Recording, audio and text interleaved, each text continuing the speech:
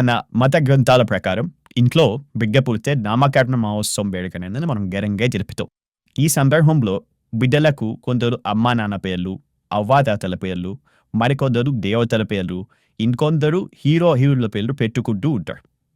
Course మనము పేరు ఏదైనా పెట్టుకోవచ్చు. కానీ ఈ పేరు నిర్ణయించే ముందు తప్పకుండా మనం కొన్ని నియమాలను ఖచ్చితంగా పాటించాలి. అలా పాటించకుండా ఏదో ఆ టైంకి మనకు నచ్చిన పేరు పెట్టుకోవడం వల్ల బిడ్డ జాతకం అనేది చాలా ప్రభావితం అవుతుంది. యాక్చువల్‌గా చాలామంది ఏం చేస్తుంటారంటే ఇంటి పక్కన లేదా దగ్గరలో ఉన్న ఒక బ్రాహ్మణ దగ్గరికి వెళ్ళేసి బిడ్డ పుట్టిన డేటు టైం చెప్పేసేసేసి ఏం పేరు పెట్టాలి ఏదారు అంటారు. అప్పుడు ఆ బ్రాహ్మణుడు ఏం చేస్తాడు, ఆ టైంలో ఉన్న తిథులు, నక్షత్రాలు చూసి ఏ అక్షరంతో పేరు పెట్టాలో చెప్పేస్తాడు. దాని ప్రకారం మనం కూడా ఆ హేగా చెప్పిన అక్షరంతోటి కొన్ని పేర్లు సెలెక్షన్ చేసుకొని అందులో ఒక పేరును కన్ఫర్మ్ చేసుకుంటాం. అయితే ఇక్కడ బిడ్డ పుట్టినప్పుడు పేరు నిర్ణయించే ముందు ఓన్లీ జ్యోతిష్యాన్ని మాత్రమే పరిగణనలోకి తీసుకోకూడదు. న్యూమరాలజీ అనేది కూడా ఇంకొకటి ఉంటుంది.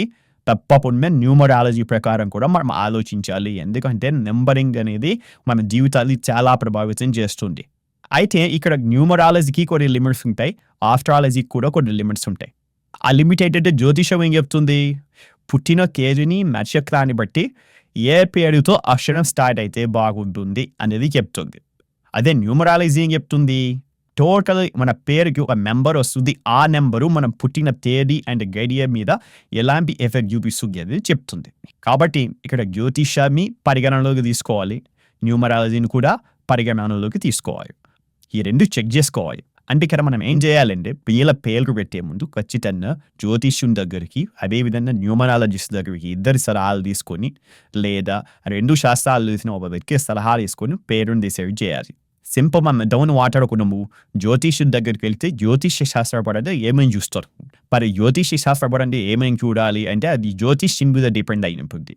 ఎందుకంటే మనం యాక్చువల్గా ఇంతకుముందు మాట్లాడుకున్నాం, మనం బిడ్డ పుట్టిన వెంటనే ఏం చేస్తాము, మనకు తెలిసిన వాళ్ళు మన పక్క ఉండే వాళ్ళ సలహాలు అడుగుతాం, వాళ్ళ సూచనలు తీసుకుంటాం. దాంట్లో భాగంగానే ఒక బ్రాహ్మణుని తెలుస్తాం. అయితే ఇక్కడ మనం గుర్తుపెట్టుకోవాల్సిన విషయం ఏంటంటే మనం కలిసిన ప్రతి బ్రాహ్మణునికి జ్యోతిష్యం తెలుసు అని అనుకోకూడదు. అంటే బేసిక్స్ మినిమం ప్రతి ఒక్కరికి తెలుస్తుంది. కానీ కంప్లీట్గా జ్యోతిష్యాన్ని అనలైజ్ చేసి ఫలితాలు చెప్తా శక్తి క్యాపబిలిటీ ప్రతి ఒక్క బ్రాహ్మణునికి ఉండకపోవచ్చు. సో కాబట్టి మనం ఏం చేయాలి, జ్యోతిష్య శాస్త్రపరంగా ఎవరు దిట్ట, మన చుట్టూ ఉన్న వాళ్ళలో ఎవరు బాగా అనలైజ్ చేసి చెప్పగలరు, ఇలాంటి విషయాలు ఆలోచించి మనం జ్యోతిష్యాన్ని కలవాలి. అండ్ మనం పేరు పెట్టే ముందు ఒకటి జాగ్రత్తగా ఆలోచించాలి. మనం పెట్టే పేరు చాలా సౌకర్యవంతంగా ఉండాలి. ఇది ఫస్ట్ థింగ్. రెండవది దాంట్లో గొప్ప అర్థం ఉండాలి. ఎట్టి పరిస్థితుల్లో ఫమ్మీగా ఉండకూడదు, చమత్కారమైన పేర్లు పెట్టకూడదు. ఎందుకంటే మనం పీచే పేరు ఎలా వినిపిస్తుంది, దాని సౌండింగ్ ఎలా ఉంది, ఆ సౌండింగ్ అనేది మన లైఫ్ మీద చాలా ప్రభావం చూపుతుంది. రెండవది న్యూమరాలజిస్ట్ దగ్గరికి వెళ్తే నెంబర్ కూడా మన లైఫ్ మీద చాలా ప్రభావం చూపుతుంది. అక్షరాల కాంబినేషన్ ఎలా ఉంది, ఆ అక్షరాల కాంబినేషన్ కూడా మన లైఫ్ మీద చాలా ప్రభావం చూపుతుంది. కాబట్టి ప్రతికూల ఫలితాలు వచ్చే శబ్దాలు కానీ పదాలు కానీ మన బిడ్డ పేర్లు లేకుండా చూసుకోవాలి. సో ఇక్కడ జ్యోతిష్యం కానీ న్యూమరాలజీ కానీ తెలిసిన పర్సన్ యొక్క సలహాలు తీసుకోవాలి. అలాంటి వాదనలకి మనం వెళ్ళినట్టయితే వాళ్ళు బిడ్డ పుట్టిన సమయంలో గ్రహాలు, రాసులు, కిరులు ఇవన్నీ జాగ్రత్తగా చెక్ చేసి జాతకం ప్రకారం మనకు నామకరణం చేయమని ఒక అక్షరాన్ని చూసిస్తారు.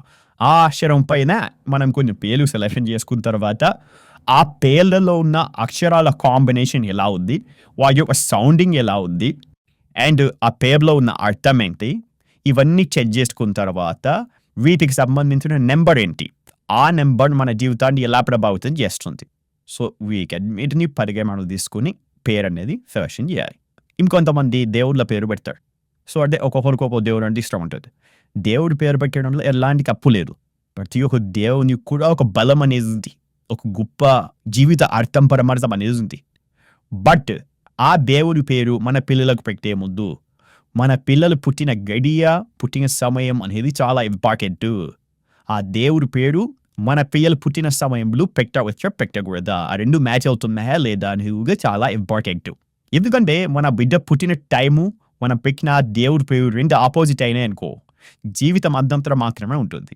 సో మన బిడ్డకు ఏ పేరు పెడితే జాతకం గొప్పగా ఉంటుందో చాలా విషయాలు మనం జాగ్రత్తగా ఆలోచించాలి. ఈ సెలక్షన్‌లో చాలా జాగ్రత్తలు తీసుకోవాలి. అలా సెలక్షన్ చేసుకున్న తర్వాతనే నెక్స్ట్ న్యూమరాలజిస్ట్ ప్రకారం ఆ పేర్లు చెక్ చేయించి, ఆ నంబర్ ఎలా ఉంటుంది, ఆ నంబర్ యొక్క ప్రభావం మన జీవితానికి సరిపోతుందా లేదా అనేది కూడా న్యూమరాలజిస్ట్‌తో ఫైనల్ చేయించుకోవాలి. ఇన్ కేస్ మనం పెట్టిన పేరు, దానిపై వచ్చే నంబరు అంతంత మాత్రం ఉందనుకోండి, ఇంకేమైనా మార్పు కావాలంటే కూడా న్యూమరాలజిస్ట్ చెప్పడం జరుగుతుంది. సో వీటన్నింటిని పరిగణలోకి తీసుకొని నేను డిసైడ్ చేయాలి.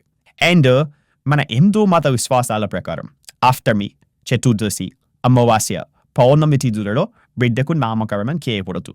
అలాగే నవమి, చతుర్థి తిథులలో కూడా పేర్లు పెట్టడం అశుభంగా పరిగణిస్తారు. సో మిగతా రోజులు ఆ రోజుల్లో దగ్గరికి బట్టి నామకరణం చేయాలి. దానికి కూడా బ్రాహ్మణుడి సలహా తీసుకోవడం అనేది చాలా మంచిది. బిడ్డకు నామకరణం చేసే రోజున సూర్యుడి కిరణాలు బిడ్డలు తాకేలా చూడండి. నామకరణం చేసే వేళ ఉపయోగించే పాత్రపై ఓం స్వస్తిక్ తప్పకుండా రాయండి. అది బ్రాహ్మణ్ ఆధ్వర్యంలో అయితే ఇంకా మంచిది.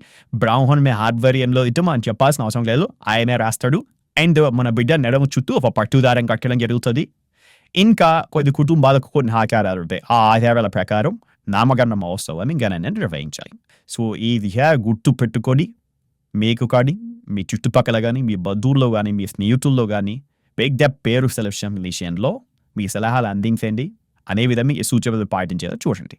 ఇది ఈరోజు వీడియో. ఇంకొక వీడియోతో మళ్ళీ కలుద్దాం. Thank you.